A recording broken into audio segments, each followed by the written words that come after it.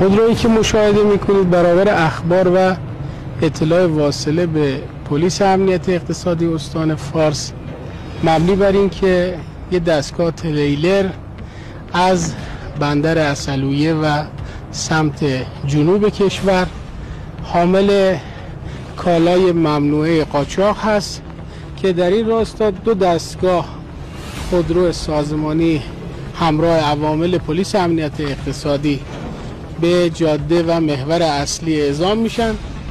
در نهایت این دستگاه تریلر رو مشاهده میکنن.